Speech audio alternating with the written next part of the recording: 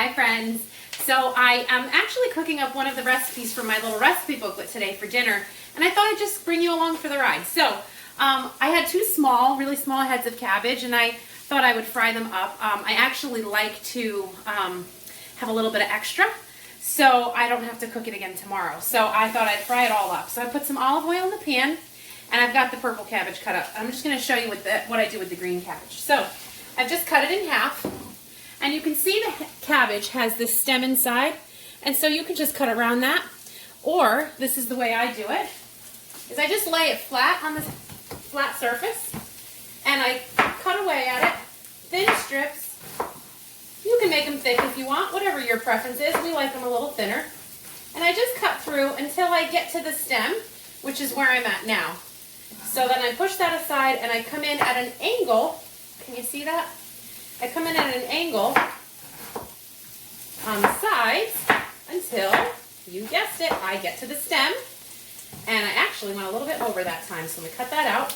And then I spin it again, go along the side, and then I spin it one more time so that the stem is facing out instead of down.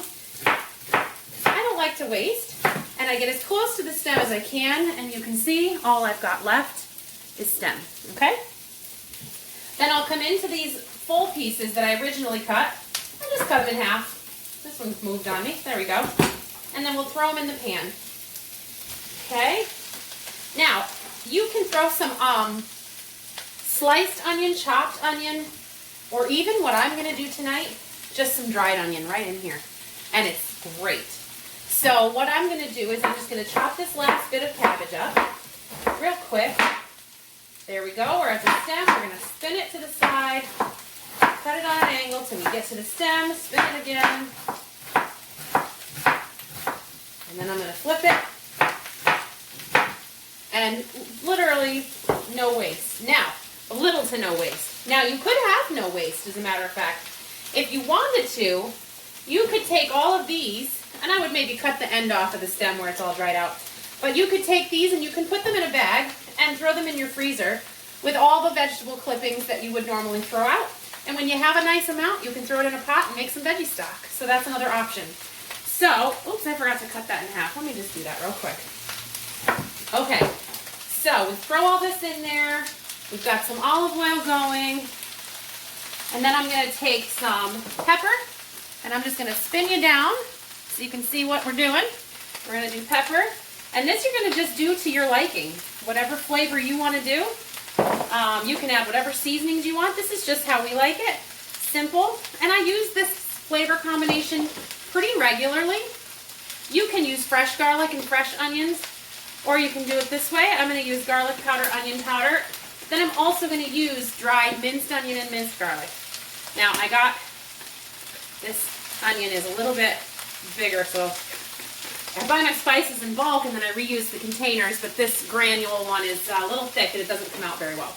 Okay, so then I have my dried garlic, because tonight's one of those nights where I just need something a little quick. Now, if you were really just having a rough time getting dinner on the table, you could even just buy a bag of coleslaw and do this and just fry it up. You don't even have to cut up your cabbage. So don't feel like if this is even too much work for you today, it's okay. Just buy a bag of coleslaw and you're all set. So I just am going to flip it around. Okay, I'm going to flip it up, get the stuff that's been on the bottom, get everything mixed in together. And it's a little bit dry in there at the moment, but as the cabbage breaks down, it'll start to produce some liquid. Okay, so I'm just going to do that. And then I'm just going to get a little bit of water. I'm going to use filtered water, but you can also use chicken broth. Not a lot, maybe a half a cup.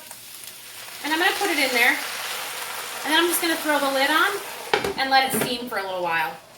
Once it's softened up to the point where I like it, then I'm going to take the lid off and I'm going to let that moisture evaporate and get it a little bit browned up, because that really adds some nice flavor to it. And that's it. And dinner, you put that with a nice piece of meat and dinner is served. So I got ring lights. I got all kinds of rings on my glasses, but Super quick. We've been talking 5 minutes and I'm done. It just has to cook itself now.